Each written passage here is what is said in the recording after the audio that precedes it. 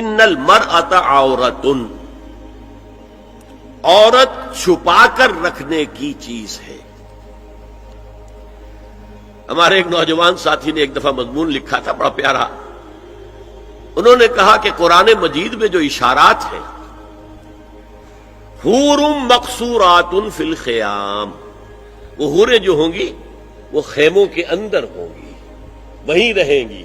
قصر کہتے روک دینے کو، باہر نہیں نکلتی، وہ مقصورات فی الخیام۔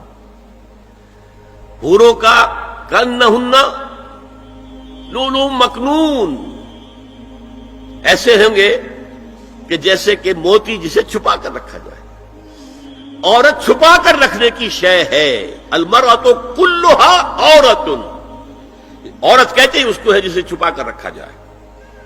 ان المرأۃ عورۃ فاذا خرجت، جب وہ گھر سے نکلتی ہے، استشرفھا شیطان، اب شیطان جو ہے اس کو طاق میں رکھتا ہے۔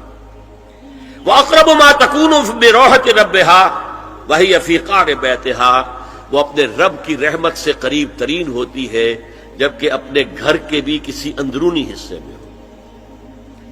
صحن میں ہوگی تو شاید ادھر ادھر کے کوٹھوں سے نظر پڑ جائے۔ اسی لیے فرمایا مردوں کے لیے مسجد میں نماز افضل 28 گنا، اور عورت کے لیے گھر کی نماز مسجد سے افضل، گھر کے صحن کی مسجد سے افضل، دالان کی صحن سے افضل، کمرے میں اس سے افضل، اور کمرے کی کوئی بغلی کوٹھڑی ہے تو اس میں سب سے افضل۔